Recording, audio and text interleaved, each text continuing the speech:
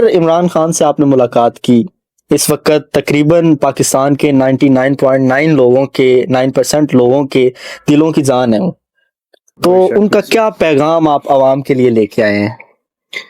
دیکھیں، انہوں نے بہت واضح اور دو ٹوک الفاظ میں کہا کہ میں پاکستان کے لیے کھڑا ہوں، پاکستان کے لیے جیل میں ہوں، میں آزاد اور خود مختار پاکستان چاہتا ہوں، ایسا پاکستان جس میں کوئی بیرونی طاقت مداخلت کر کے کسی حکومت کو گرا نہ سکے، ایسا پاکستان جس کی آزاد خارجہ پالیسی ہو، جس کو کوئی باہر سے ڈکٹیٹ نہ کرے، ایسا پاکستان جو معاشی طور پہ اپنے پیروں پہ کھڑا ہو۔ ان کا یہ موقف ہے کہ میں نے جو بات کی ہے وہ پاکستان کے لیے ہے اور میں اپنے موقف پہ ڈٹ کے کھڑا ہوں۔ اس مقصد میں اگر جان بھی جاتی ہے تو یہ جائے، اللہ کی دی ہوئی جان ہے۔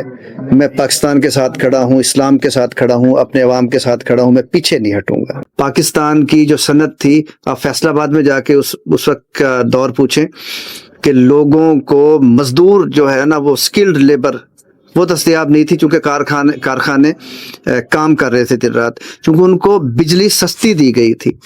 آج اسی دور کی ضرورت ہے۔ یہ جو 1.5 سال میں سب کچھ ہمارے ساتھ ہوا ہے، اس میں خدا نخواستہ پاکستان کی جو کھیت ہیں یا پاکستان کی جو نہریں ہیں، ان میں سے پانی نہیں خشک ہو گئے یا کھیتوں میں سے فصل ہونا ختم نہیں ہو گئی۔ یہ بدنیت لوگ ہیں اور ان کی بے برکتی نے پاکستان کو تباہ کیا ہے۔ انشاءاللہ یہ ٹھیک ہو جائے گا انشاءاللہ سر۔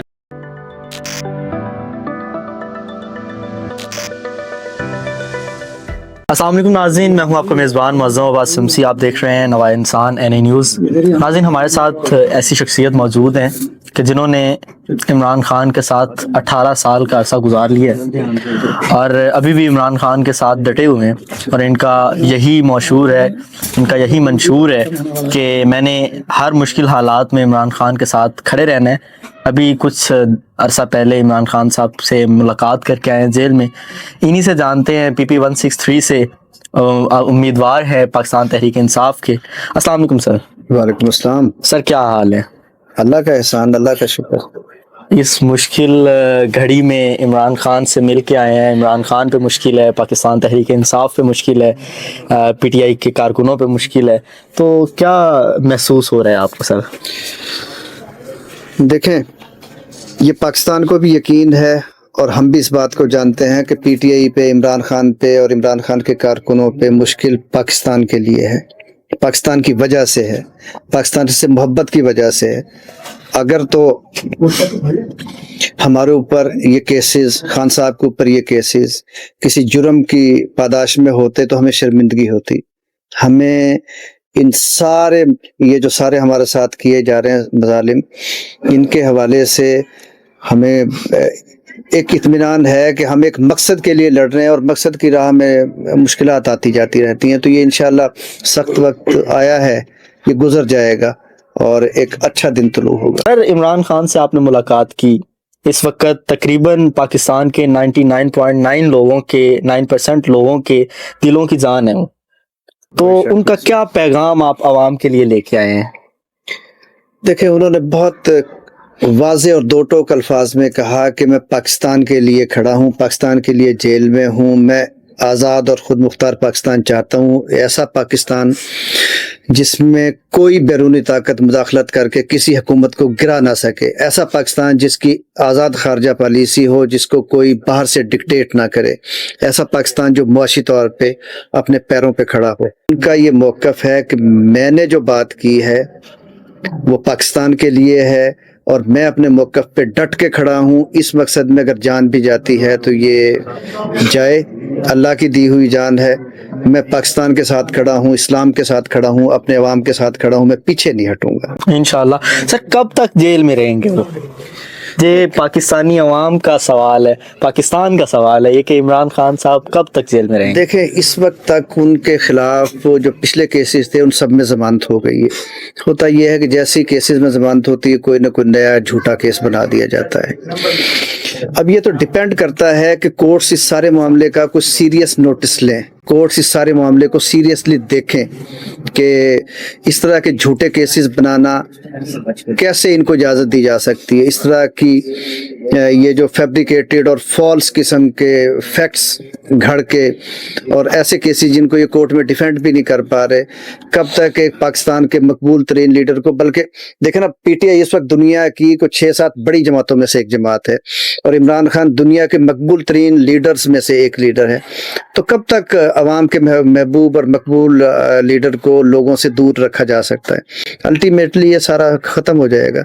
ये झूठे केस कब तक बनाएंगे? वो फेस करने को तैयार है, फेस कर रहा है। बिल्कुल मुश्किल घड़ी आती रहती है। सर, पाकिस्तान तहरीक इंसाफ, जो इंसाफ की तहरीक है, इसे ज्वाइन करने का, इसके साथ 18 सालों से आप वर्क कर रहे हैं, कोई ख़ास मकसद, कोई ख़ास रीज़न?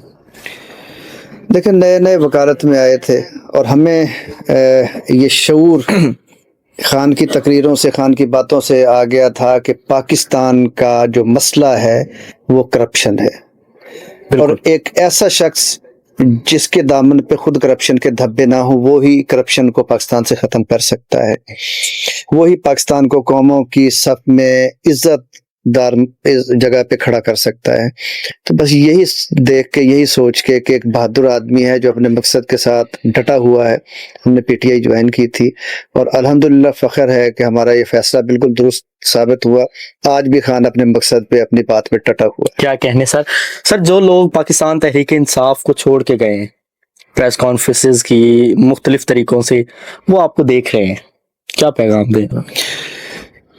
देखें, एक तो तय है कि कोई भी आदमी अपनी मर्जी से नहीं गया, ये सारी दुनिया जानती है। उनमें ये छोड़ के जाने वालों में हमारे बहुत से ऐसे साथी थे जिनके साथ हमने सालों काम किया है। उन्होंने बड़ी लगन से काम किया, पीटीआई को इस मकाम तक लाने में उन लोगों की बड़ी एफर्ट्स है और उन लोगों की डेडिकेशन अपनी जगह पे। लेकिन मैं ये समझता हूँ कि शायद वो जल्दी हिम्मत हार गए, उन्हें डट के खड़ा होने चाहिए था। अगर तो खान भी ये नवाज शरीफ भगोड़े की तरह मुल्क से भाग जाता तो चले हम जस्टिफाई थे कि ये लोग छोड़ जाएं पीटीआई। जब खान डट के खड़ा हुआ, जेल में है, उनके घर पे हमला किया गया और बेगम साहिबा के खिलाफ देखें कितने केसेस हैं, उनकी बहनों के खिलाफ केसेस हैं। जब पूरी फैमिली फेस कर रही है, यहीं पे है, पाकिस्तान से बाहर कोई जायदाद भी नहीं है, तो फिर किसी को छोड़ना नहीं चाहिए था, फिर डट के साथ खड़ा होना चाहिए था। मैं समझता हूँ कि उन्होंने अपने साथ जुल्म किया है। उनकी सियासत, उनकी जितनी भी खिदमत थी, उनकी जितनी भी कमिटमेंट थी, उन्होंने उस कमिटमेंट को खुद ही बिट्रे किया है। सर, उनकी भी तो मजबूरियां होंगी शायद। देखें, मजबूरियां बेशुमार होती हैं, मजबूरियां सबकी होती हैं, लेकिन दुनिया में जिंदा वही रहते हैं जो डट के खड़े होते हैं। बिल्कुल, क्या मुश्किलात सबके साथ आती हैं। इनकार जो कर देता है ना, वो अमर हो जाता है। लोग आज हजरत इमाम हुसैन रज़ी अल्लाह ताला अन्हु को जानते हैं, लोग आज उन लोगों को जानते हैं जिन्होंने जुल्म का सामना किया। लोग सरेंडर करने वालों को कभी नहीं जानते, लोग सरेंडर करने वालों को कभी याद नहीं रखते। बिल्कुल सर। पाकिस्तान की जो आवाम है, ये जो हम जैसे सादा लो इंसान हैं, जो हम जैसे आम इंसान हैं, गरीब लोग हैं, काफ़ी क्रिटिकल सिचुएशन में, मैं हर लीडर से, हर रहनुमा से ये बात ज़रूर पूछता हूँ कि हम लोग इस वक्त काफ़ी क्रिटिकल सिचुएशन में हैं। हमें जब पाकिस्तान तहरीक इंसाफ इक़्तिदार में आएगी तो हमारे लिए क्या काम करेगी? पीटीआई ने काम किए हैं। हर गरीब आदमी की जेब में जो शनाख्ती कार्ड था वो 10 लाख रुपए की इंश्योरेंस थी कि अगर वो बीमार होगा तो स्टेट रिस्पॉन्सिबल है उसके इलाज की।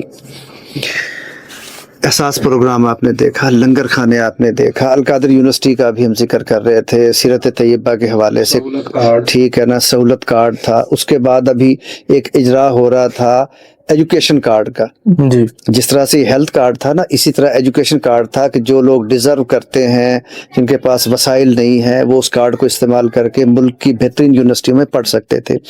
उसके बाद आपने देखा कि यकसा निसाब तालीम के ऊपर काम कंप्लीट हो गया था, इन्होंने रोक दिया उसे। उसके बाद आपने देखा कि हमने डैम्स के ऊपर पीटीआई की हुकूमत ने अनप्रेसिडेंटेड स्पीड से काम किया है, क्योंकि महंगी बिजली पाकिस्तान के मसाइल का सबसे बड़ी वजह है। बिल्कुल। उसके बाद आपको मैं ये बताऊं कि इस वक्त क्लाइमेट चेंज दुनिया जहान का मसला है। खान ने 10 साल पहले बिलियन ट्रीज सोनामी स्टार्ट किया, एक विजन था ना। बिल्कुल। दुनिया ने सराहा इस प्रोग्राम को। पाकिस्तान दुनिया के उन बेहतरीन मुल्कों में से था जिन्होंने कोरोना को सबसे बेहतर हैंडल किया।